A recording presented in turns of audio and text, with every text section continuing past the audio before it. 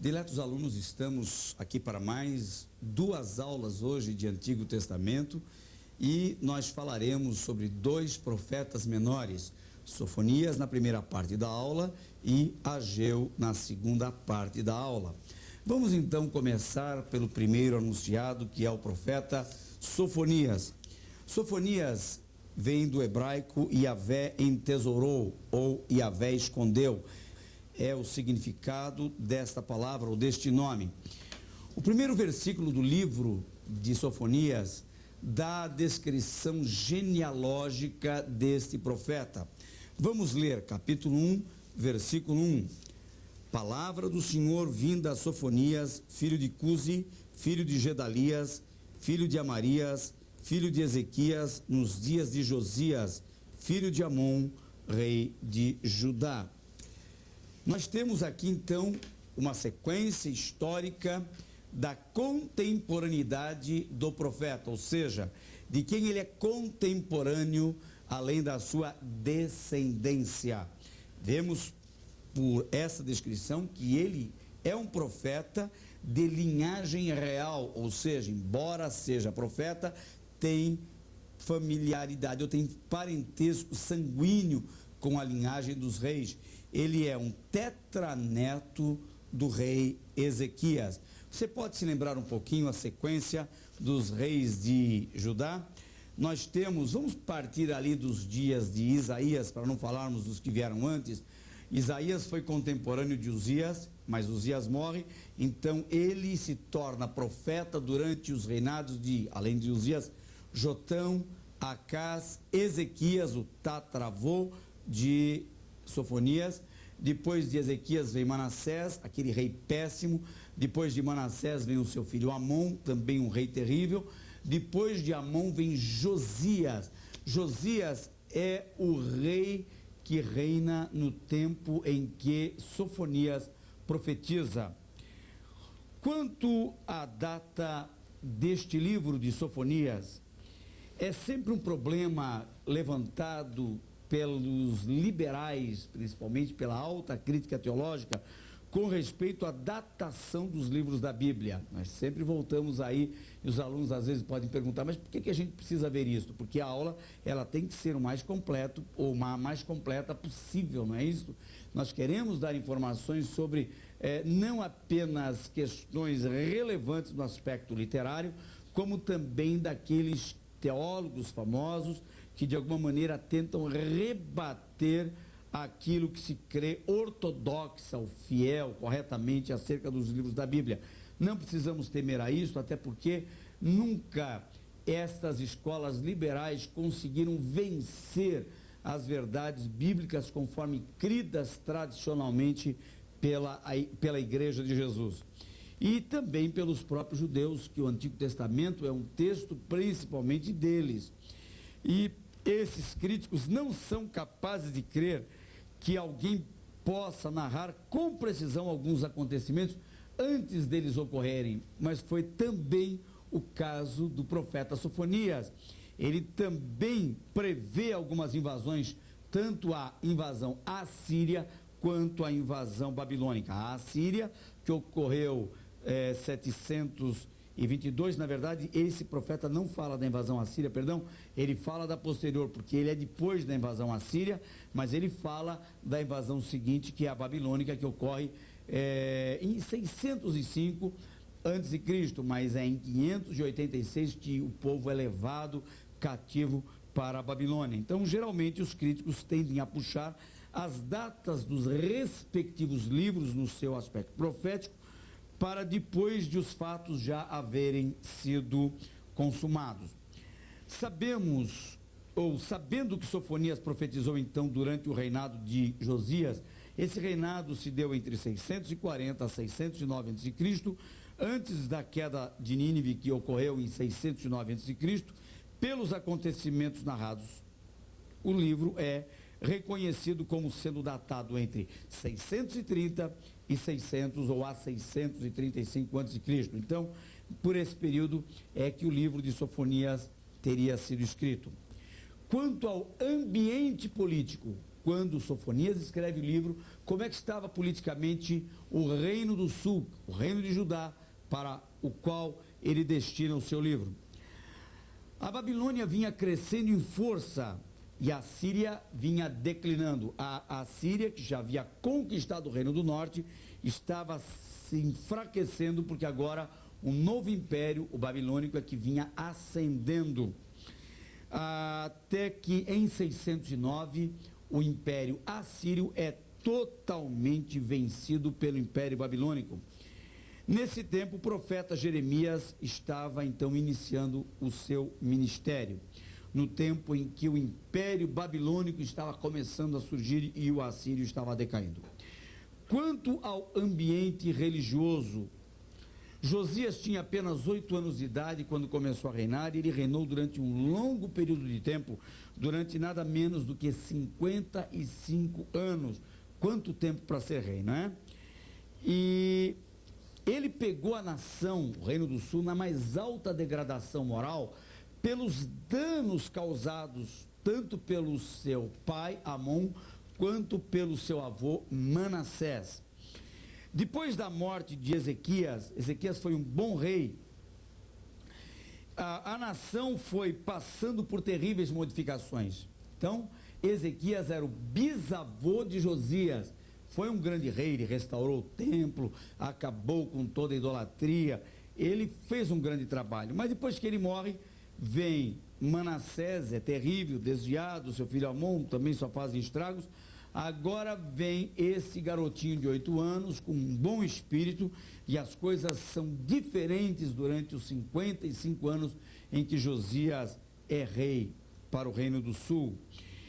Todo o esforço de Ezequias em restaurar a casa de Deus e chamar o povo de volta para a adoração estava ficando apenas como marca do seu tempo de reinado, sofrendo solução de continuidade, ou seja, sendo interrompido ali nos 2 reinados posteriores, ou seja, de Manassés e de Amon. Aos 16 anos de idade, quer dizer, já reinava há 8 anos Josias, começou com 8, mais 8 de reinado, aos 16 anos de idade, ele começa a buscar o Senhor e inicia um trabalho de reforma, purificando todo o território. Ele consegue, inclusive, influenciar o reino do norte, purificando a nação da idolatria. E é bem provável que o profeta Sofonias tenha exercido uma grande influência no rei Josias para que ele promovesse todas essas mudanças. Quanto ao conteúdo do livro do profeta Sofonias, nós temos que Sofonias prenuncia alguns juízos de Deus, chama sempre de o dia do Senhor. Dia do Senhor é uma expressão muito usada pelos profetas do Antigo Testamento, e eles repetem, cada um enfatizando um aspecto. Geralmente, o dia do Senhor no Antigo Testamento tem a ver com o dia da vingança, dia da ira, dia do juízo do Senhor sobre o seu povo, ou às vezes sobre outros povos estrangeiros também. Então, o primeiro dia do Senhor é um juízo sobre o mundo, aqui no profeta Sofonias. O segundo, sobre Judá. E o terceiro, sobre as nações gentílicas, ainda que isto se misture de alguma maneira com o primeiro juízo, que é sobre o mundo, porque os gentios estão no mundo. Mas ele faz esta distinção.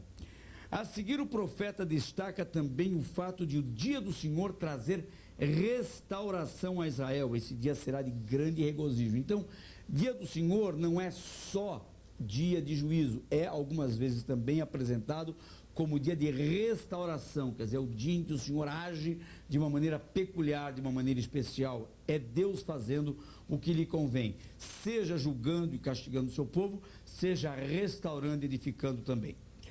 Ao falar do dia do juízo sobre o mundo, a mensagem de Sofonias é sem dúvida uma mensagem de abrangência escatológica.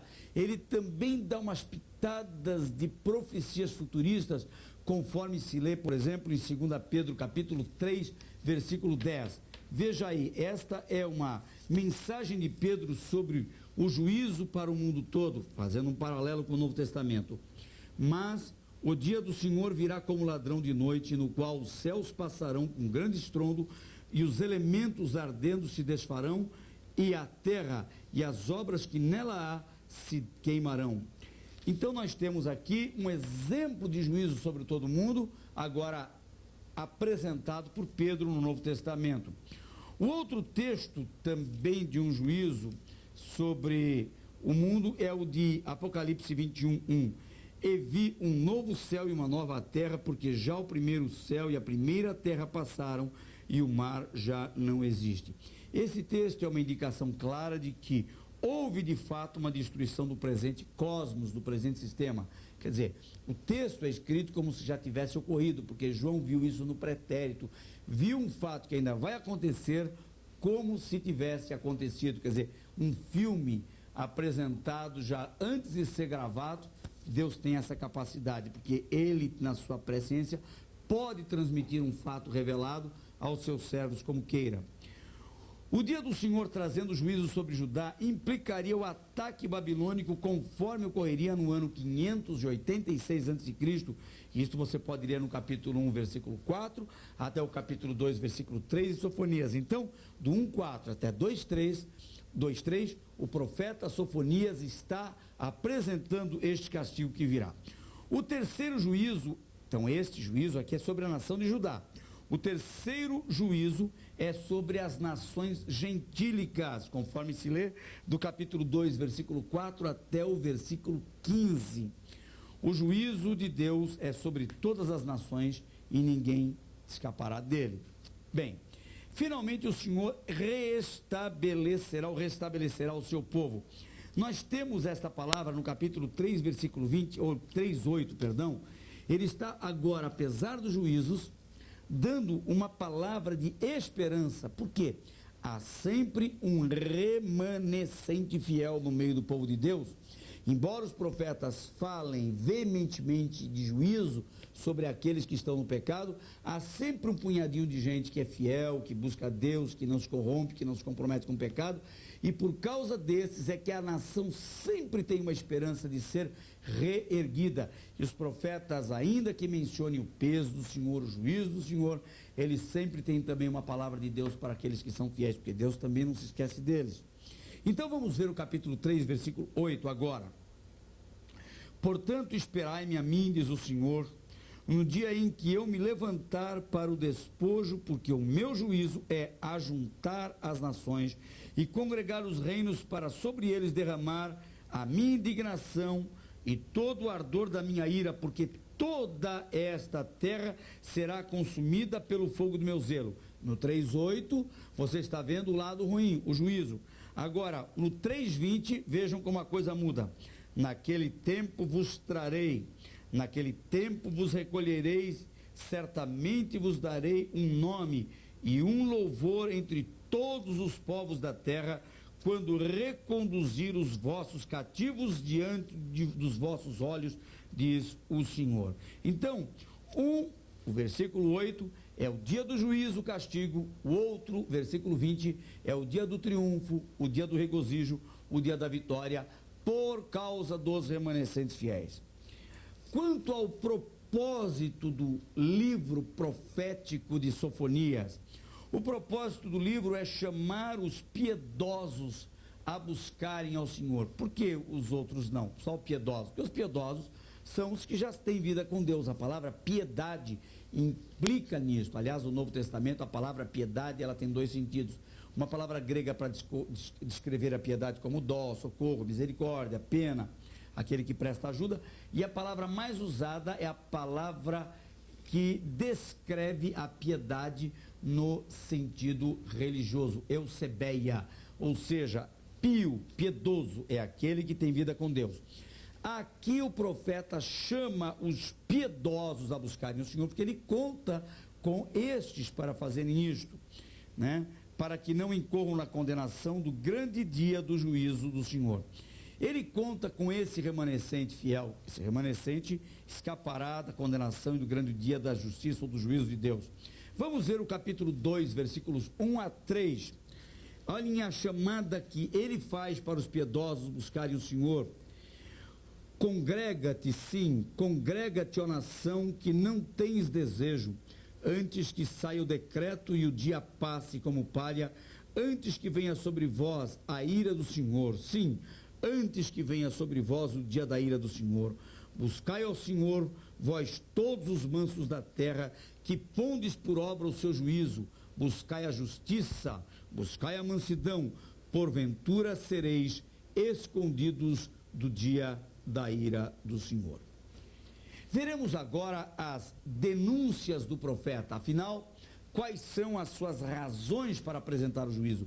Por que é que o profeta está tão veemente no seu discurso, falando tanto em juízo?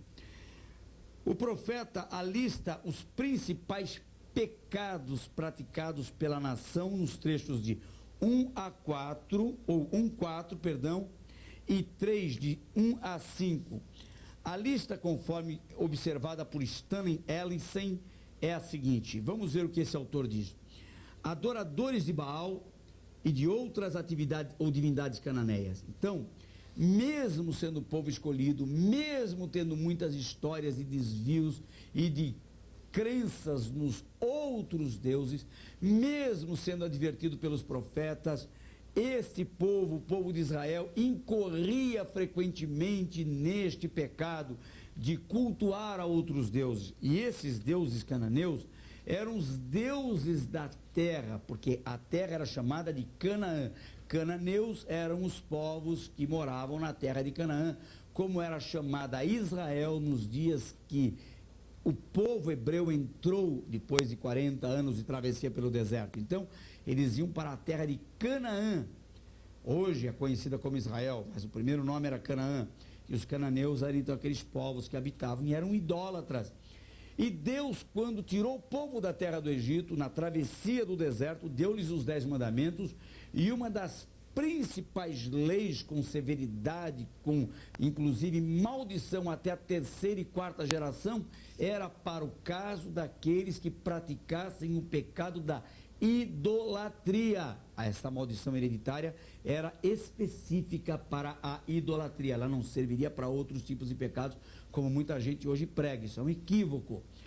Esta era uma maldição que recaía até a terceira e quarta geração para os que praticassem idolatria, conforme se lê em Êxodo 20. Agora, por que Deus fazia isso? Porque o povo já havia saído do Egito, que era uma terra idólatra, e ele não queria que o seu povo sentisse a tentação de adorar os deuses dos cananeus. Aliás, a idolatria em Canaã era pior do que a idolatria praticada no Egito. A do Egito chegava a ser uma idolatria pagã, mas é ingênua perto da idolatria pagã praticada em Canaã, porque os deuses, principalmente Baal, mas eles cultuavam outros deuses da natureza, e eles praticavam cultos a esses deuses com sacrifícios de vidas, de moças virgens, de crianças, atirando-as vivas ao fogo. Deus não queria ser trocado por qualquer outro Deus, com D minúsculo, é claro. Deus não queria que o seu povo se desse a qualquer tipo de veneração de ídolos, o que era comum entre os idólatras e ainda hoje é. Então, este é o primeiro pecado contra o qual o profeta Sofonias se insurge, porque eles estavam cultuando a Baal e outras divindades dos cananeus.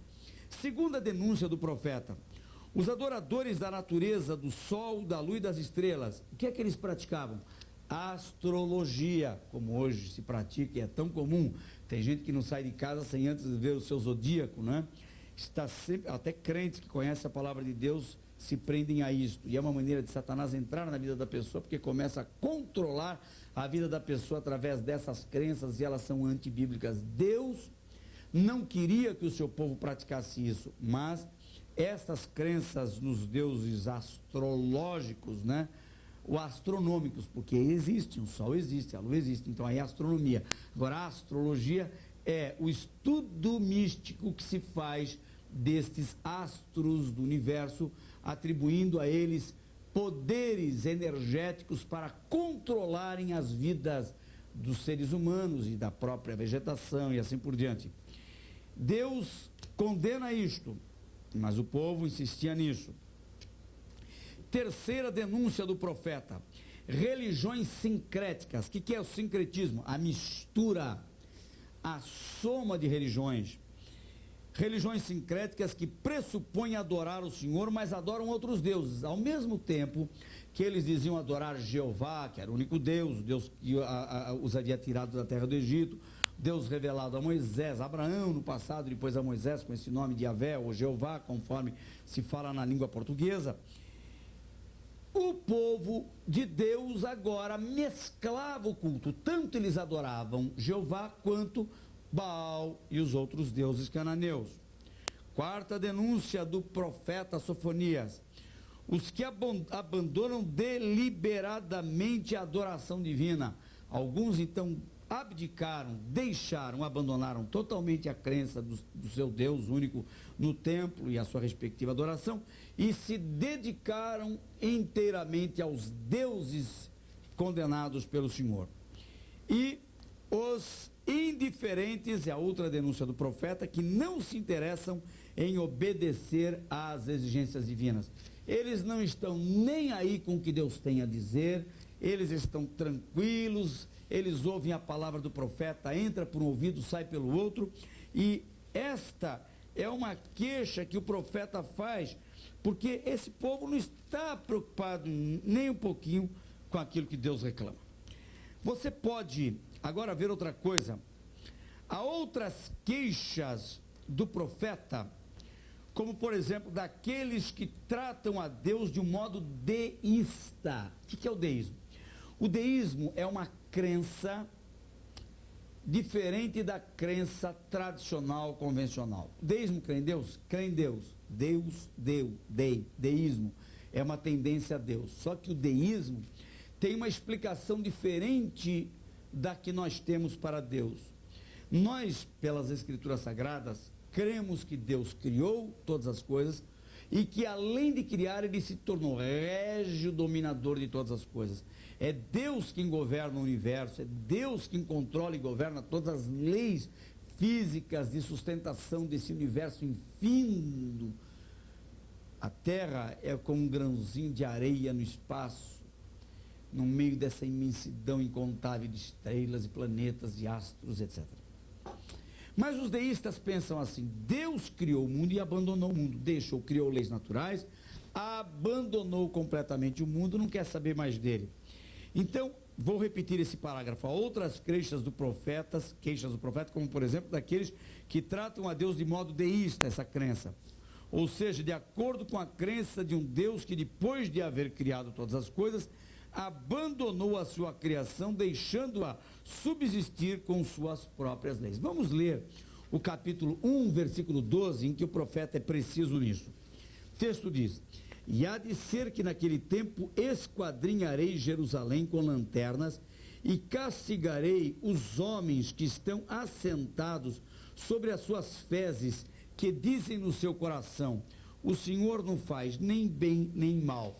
O Senhor, eles admitem que há um Senhor, é Deus, ele existe, mas ele não faz nem uma coisa nem outra. Em outras palavras, ele está de braços cruzados, crença deísta. E o profeta denuncia isto. Ora, vê lá se Deus está de braços cruzados, se ele não está acompanhando cada célula nova que nasce na folha de uma árvore que está lá na floresta amazônica nesse instante, se ele não está acompanhando as grandes decisões que os congressos mundiais estão realizando, por exemplo, lá no Congresso norte-americano, que o presidente norte-americano assina. Deus está acompanhando desde um fio de cabelo que nasce na cabeça de uma pessoa até o que está saindo do pensamento de um rei que está sentado sobre seu trono. A Bíblia deixa clara que Deus é Senhor absoluto e régio dominador de todas as coisas. Ele sabe também exatamente o que você, nobre aluno, está pensando nesse exato momento. Espero que esteja pensando na aula, né? Agora, não está no nosso texto impresso, mas eu quero chamar a atenção do aluno para uma coisa, que aqui no nosso texto o profeta dirige uma mensagem de protesto no capítulo 3 aos líderes da nação. No capítulo 3 ele fala dos príncipes, os seus príncipes são leões. Depois ainda ele fala dos juízes, os seus juízes são lobos. Então, um bicho para cada um é leão, para representar os príncipes, o outro é lobo, ou lobos, para representar os juízes. Versículo 4, os seus profetas são levianos e criaturas aleivosas, abjetas, nojentas. O quarto ofício contra o qual o profeta também se insurge é o da classe sacerdotal, capítulo 3, versículo 4. Os seus sacerdotes profanam o santuário. Então, príncipes, juízes, profetas e sacerdotes, aqueles de quem se deve esperar alguma coisa, estão comprometidos com a idolatria da mesma maneira que os leigos do meio do povo. Ora, o que se pode esperar de um povo desse?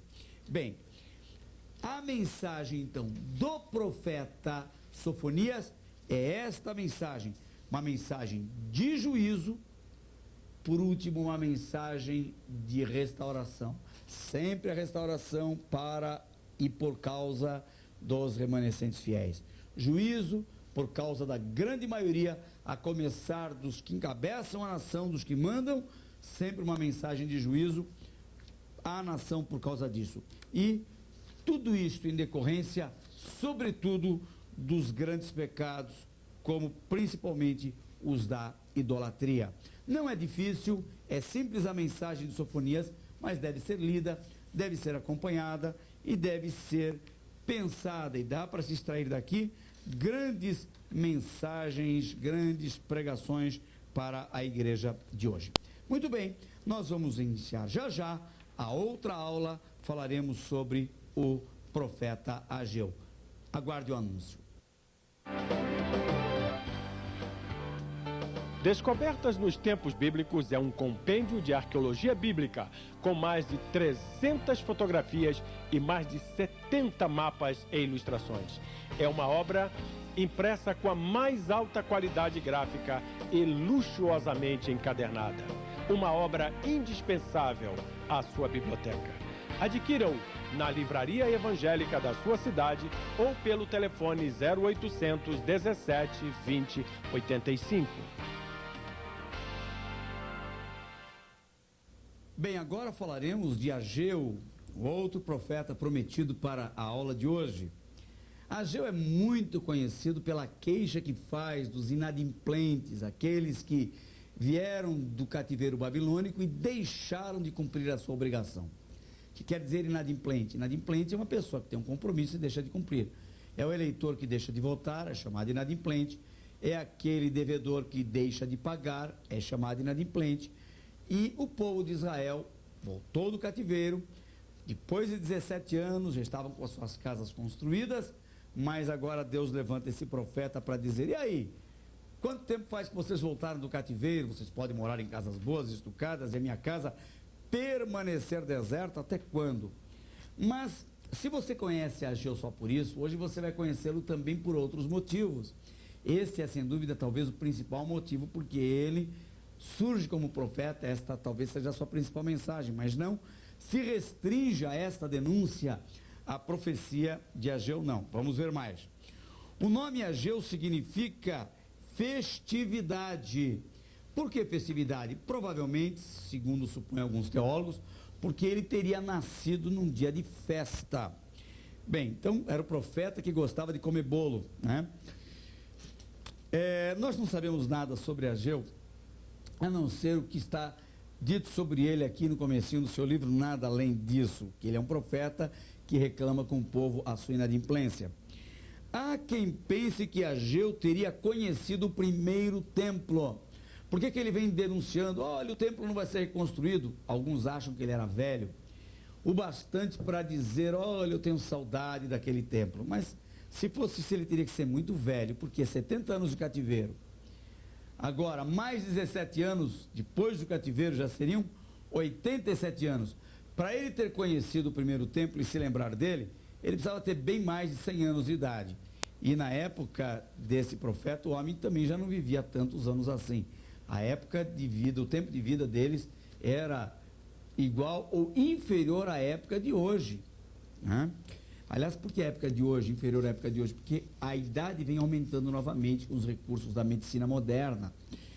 Bem, não é à toa que aqueles reis de Israel e de Judá viviam tão poucos anos. Nós vimos que Josias reinou 55 anos, mas nós temos reis que reinam aí 5 anos, 12 anos, pouco tempo, porque as doenças vinham e não havia recursos médicos para se curar essas enfermidades como se tem hoje. Muito bem, então, eu vou ler aqui o segundo parágrafo, que diz: há quem pense que Ageu teria conhecido o primeiro templo, não é provável. Se assim for, a sua idade seria muito avançada quando exerceu seu ministério, mas essa possibilidade é muito pequena.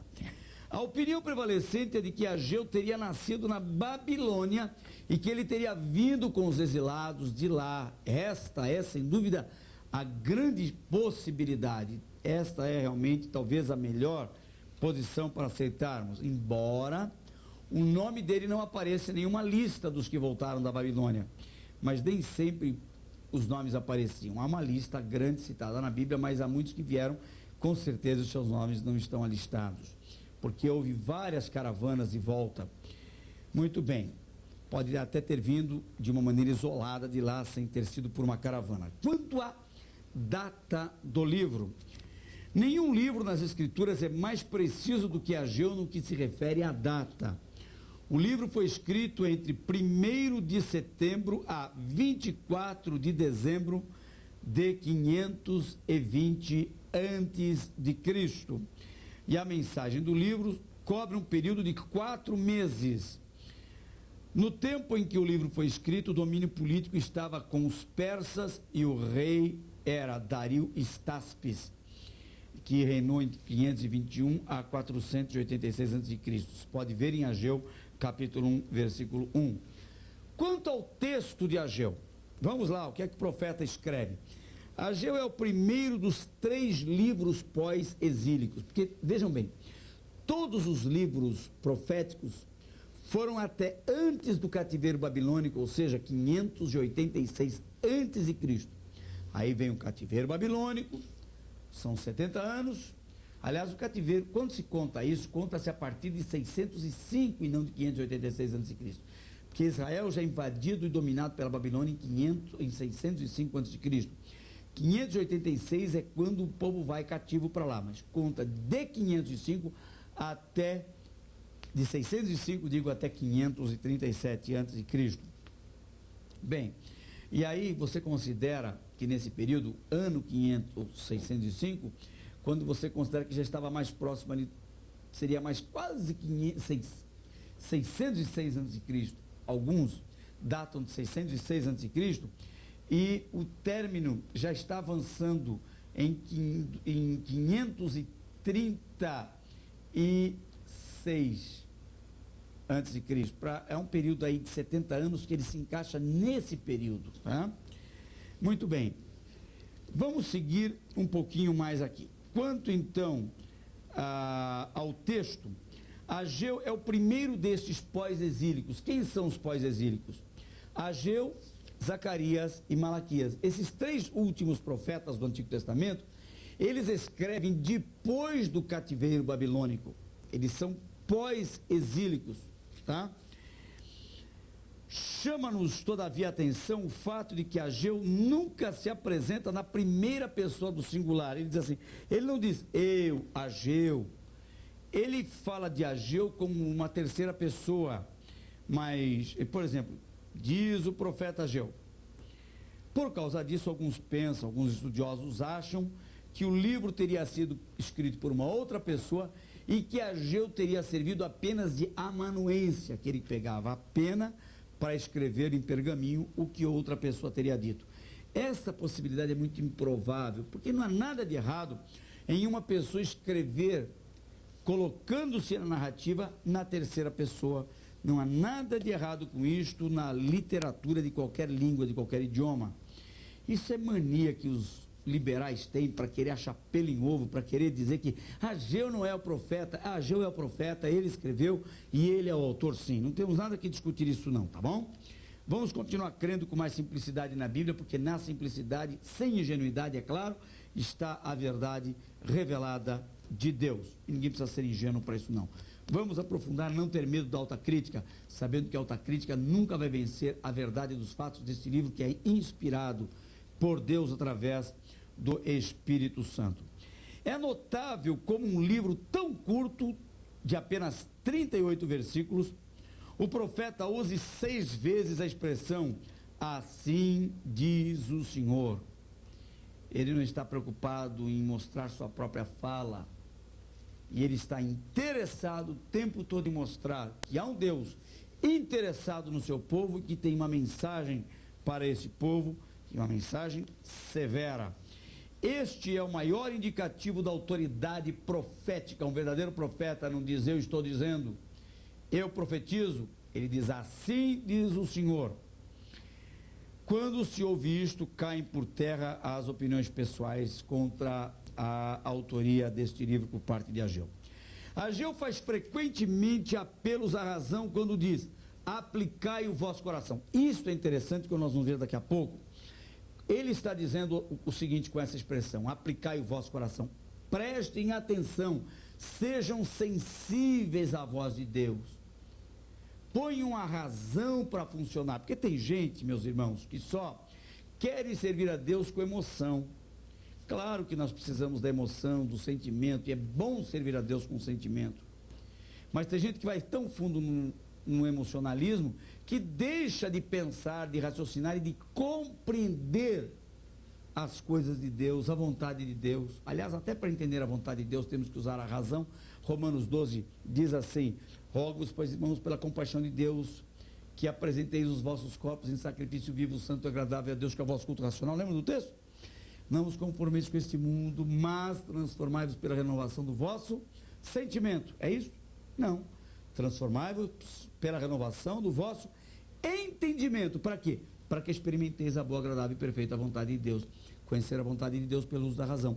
Outra vez você vê em Colossenses 1,9, Paulo fala que ele ora para que os irmãos sejam cheios do conhecimento da vontade de Deus em toda a sabedoria e inteligência espiritual. Então, não é só emoção, por favor, use a razão, use o bom senso, ligue uma coisa com outra, entenda as escrituras, tenha a sua própria lógica para entender a vontade de Deus a partir daquilo que você sabe das escrituras.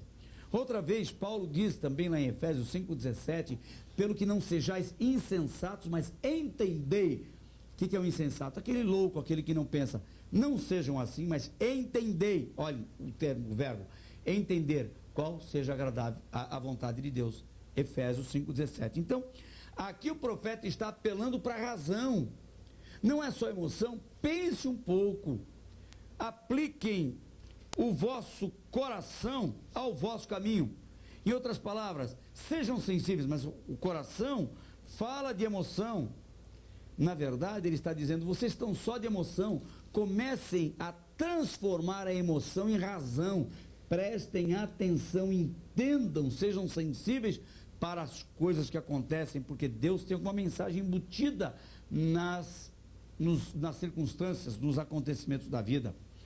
Há também quem divida o livro em 2 partes, supondo serem escritas por 2 autores distintos, uma narrativa não profética e outra constituída de oráculos. Vamos deixar para lá isso, porque essa opinião é vaga e vamos ficar apenas com o que sabemos. Ageu é o autor único.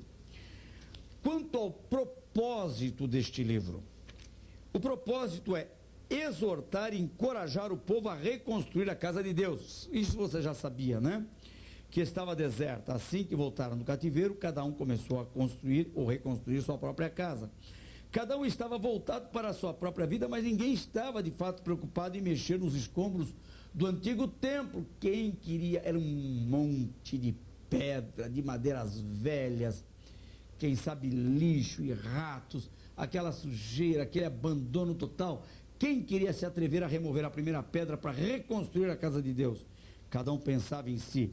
Então, veja o capítulo 1, versículo 4, a mensagem do profeta é para vós tempo de habitardes nas vossas casas estucadas, e esta casa há de ficar deserta. Aqui o profeta está reclamando da indiferença do povo. Quanto ao ambiente político, após cumprir os 70 anos de cativeiro, conforme profetizado por Jeremias, ele bateu firme nessa tecla o tempo todo. A Babilônia estava sob domínio persa e o imperador era assírio. Então, o assírio, depois o babilônico, agora o medo-persa. Ciro era, então, o imperador.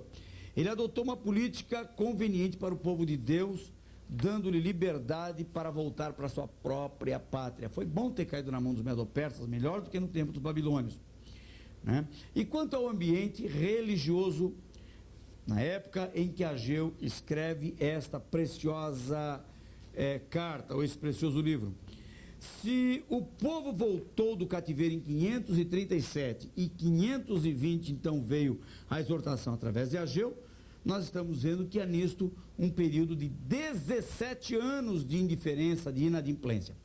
Como consequência disso, o Senhor provocou uma situação de prejuízo, mas a falta de sensibilidade espiritual do povo era tanta que eles nem notaram. Agora, preste atenção, eu vou ler o capítulo 1, versículos 6, depois 9 a 11. A hora, pois, assim diz o Senhor dos Exércitos: aplicai o vosso coração aos vossos caminhos. Semeai muito e recolheis pouco, comeis, mas não vos fartais, bebeis, mas não vos saciais, vestivos, mas ninguém se aquece, e o que recebe salário, recebe num saquitel furado. Olhastes para muito, mas eis que alcançastes pouco, e esse pouco, quando trouxestes para casa, eu lhe assoprei. Por quê? Disse o Senhor dos Exércitos: por causa da minha casa que está deserta, e cada um de vós corre à sua própria casa. Por isso, retém os céus o seu orvalho, e a terra retém os seus frutos. E fiz vir seca sobre a terra, e sobre os montes, e sobre o trigo, e sobre o mosto, e sobre o azeite, e sobre o que a terra produz, como também sobre os homens, e sobre os animais, e sobre todo o trabalho das mãos. Aqui ele insiste dizendo: olhai o vosso coração, aplicai o vosso coração aos vossos caminhos. Vocês estão vendo? Vocês trabalham e nunca tem nada? Será que é à toa? Os racionalistas nunca contam com uma ação de Deus. Não, é que não deu certo, é que veio a chuva. Mas por que não deu certo? Os racionalistas, eles são muito materialistas, são aqueles crentes que não dão dízimo. Eles não entendem porque o dinheiro não dá, o dinheiro fica curto, eles nunca querem ouvir a voz de Deus através das circunstâncias. Aliás, não é só para isso, há muitas situações na vida através das quais Deus nos fala, Ele nos comunica alguma coisa. Uma vez um pastor queria separar para o presbitério um certo irmão, mas ele queria ter certeza, ele estava com uma certa dúvida no coração, se ele deveria ou não chamar aquele irmão para cooperar no ministério. Algumas denominações onde temos o núcleo do ID não usam presbitério nessa categoria que outros usam, né? Mas cada igreja tem sua forma de governo. Mas vamos continuar a história desse pastor que queria consagrar o presbítero. Ele estava orando: Deus, eu quero saber se consagro ou não esse presbítero, esse homem ao presbitério. Enquanto ele orava, a campainha tocou e o pastor é interrompido para atender essa campainha. E quem está chegando? A pessoa pela qual o pastor estava orando. Entrou, tomou um cafezinho e assim, assentado à mesa, começou a falar, mas começou a falar mal dos outros. E começou a criticar um, criticar outro. Ora, o pastor tinha aí a sua resposta. Quando ele orava, ele pedia a certeza de Deus sobre separar ou não esse irmão para o presbitério. E a resposta veio no meio da oração. O homem provou que não servia, porque quem fala mal dos irmãos não presta para a obra de Deus. Deus fala pelas circunstâncias. Agora, aqueles teólogos mais conservadores, eles não aceitam isso. Imagina, vê lá se Deus vai falar por circunstâncias. Não, Deus só fala pela Bíblia, só pela Bíblia. Ora, a palavra final é sempre da Bíblia. Agora, para que serve a Bíblia? O conhecimento bíblico serve para nos dar o discernimento da voz de Deus. Quanto mais conhece a Bíblia, maior é o discernimento, além de um dom espiritual que vem a nós quando pedimos o dom do discernimento. O discernimento é uma soma, ele também se dá pelo conhecimento da palavra de Deus, pela maturidade espiritual. Além disto, as escrituras servem para filtrar os acontecimentos. Tem gente que vê Deus em tudo, qualquer coisinha Deus me falou também, não é assim, mas fato de haver os exageros não significa que Deus não fale por meio das circunstâncias. Fala sim. Muito do Novo Testamento foi escrito a partir de experiências que os apóstolos tiveram, e daí surgiram grandes revelações, né? Agora, nós acabamos de ler um texto no qual o profeta então diz: olha, preste atenção no que está acontecendo, eu estou falando. Então agora ele levanta o profeta para fazer o quê? O profeta não vem para profetizar diretamente, ele vem para interpretar o que Deus já vem falando há 17 anos. Há 17 anos que Deus vem falando através das circunstâncias, o povo não entende. Então ele levanta o profeta para dizer: vocês não estão entendendo nada, vocês ganham dinheiro, guardam e parece que vai para um saco furado. Quando vai ver, cadê o dinheiro? Vocês plantam e não colhem, o que está vendo? Alguma coisa irregular está acontecendo? Pare para perguntar a Deus: Deus, será que o Senhor está me dizendo alguma coisa? O que será que é? Então aí você vai usar o bom senso e vai entender onde você está sendo inadimplente. Outro item: um profeta bem sucedido. Que felicidade ele teve, né? Ageu, a despeito dos demais profetas, obteve uma resposta imediata à sua exortação. Quem sabe, nem tanto pelo interesse espiritual despertado no povo após a sua intimação, mas devido ao fato de ter aberto os seus olhos para os prejuízos causados pela estiagem que prejudicava a lavoura. Quando mexe no bolso, parece que as pessoas acordam mais depressa, né? Quando falou: sabe o que você está tendo prejuízo? Não, me conta, porque eu quero saber como é que eu quero saber como ganhar mais e perder menos. Quando entra no bolso, se toda a profecia, se toda a fala de Deus tivesse algum aviso direto nessa área, todo mundo acordaria rapidinho. É verdade que a promessa de prosperidade material faz parte da aliança de Deus com Israel, à medida que esse povo vive em obediência, conforme se lê em Levítico 26. Ageu retoma o princípio da aliança e relembra-os de que esta ainda estava de pé. Agora, quais são os 4 oráculos? Quais as 4 mensagens de Ageu? Os 4 oráculos distintos de Ageu. Os 4 oráculos de Ageu têm cabeçalhos, o que torna possível compreender com clareza os acontecimentos históricos correspondentes às mensagens dos seus respectivos destinatários. O primeiro oráculo é uma mensagem de exortação à negligência do povo em não construir a casa de Deus, enquanto eles já tinham cada um a sua própria casa construída. Isso está no capítulo 1, versículos 1 a 11. O segundo oráculo ocorre no 7º mês, ao 21º do mês, e anuncia a glória do segundo templo, que seria maior do que o templo de Salomão, o templo anterior, ainda que inicialmente não foi não. Logo que construíram, os mais velhos, que já tinham mais de 90 anos, e que viram o primeiro templo, choraram. Ali você lê no livro de Esdras, você vai ver um paralelo também em Neemias, naquela mesma época de reconstrução dos muros e do templo. Eles choram, mas este templo é reformado anos mais tarde por Herodes, e ele se torna tão pujante, tão lindo, tão belo, que havia uma frase citada nos dias de Herodes, está em itálico aí no seu livro: quem não conhece o templo de Herodes ainda não sabe o que é belo, porque no templo de Herodes, quando este templo segundo foi reformado, ele foi todo revestido em mármore branco. Então, de longe, a luz que batia lá, ela fazia reluzir, era até impossível olhar a luz do sol, aquela cor branca do templo imponente, porque ardiam os olhos. O terceiro oráculo desse profeta está no capítulo 2, versículos 10 a 19. Ocorre ao 24º dia do mês 9º, no 2º ano de Dario. Nessa mensagem, o profeta questiona os sacerdotes acerca do que é sagrado e do que é imundo. Eles já não estavam mais sabendo fazer a diferença do sagrado e do profano, e de como o que é imundo pode atingir o que é sagrado ao tocar nele. Assim também, o sacrifício, por mais santo que fosse, tornar-se imundo quando oferecido no templo nas condições em que se encontrava. Suas ruínas eram imundas. Quer dizer, eles pessoalmente não estavam vivendo bem, e o profeta agora diz: não adianta só ter templo, o templo tem que estar limpo e os sacerdotes têm que estar limpos também. Quarto oráculo, capítulo 2, versículos 20 a 23. ocorre no 9º mês, 24º dia. Vocês veem como tem data para tudo? Por isso que é fácil datar o livro de Ageu, porque ele dá as datas. Agora, a mensagem é dirigida a Zorobabel, o herdeiro natural do trono. O que é que estava vendo? Zorobabel, você vai ver agora um paralelo lá na próxima aula, no livro de Zacarias.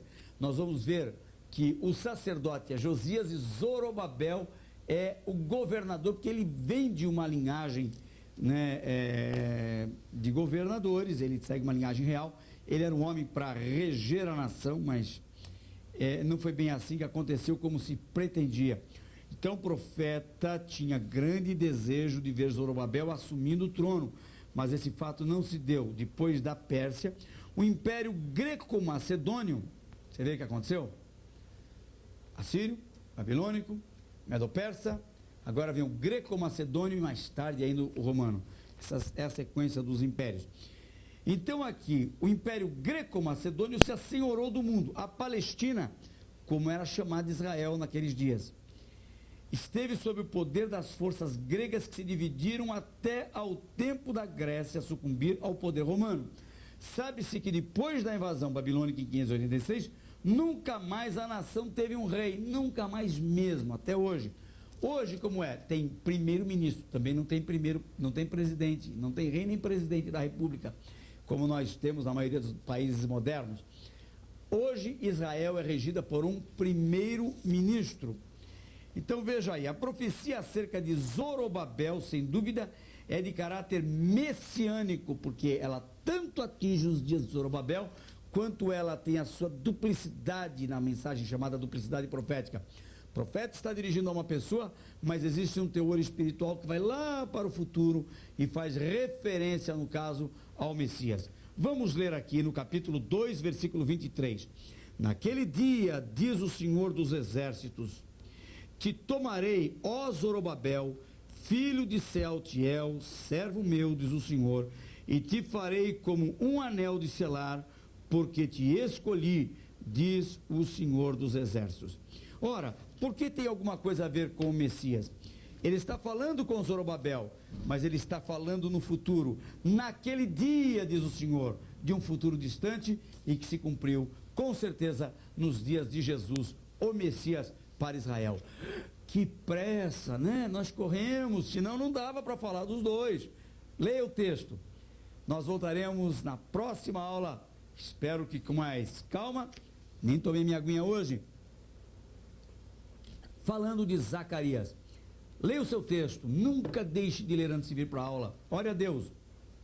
Aplique-se à leitura do Antigo Testamento para compreender melhor o Novo e ser um crente melhor. Deus abençoe a sua vida e até a semana que vem com Zacarias.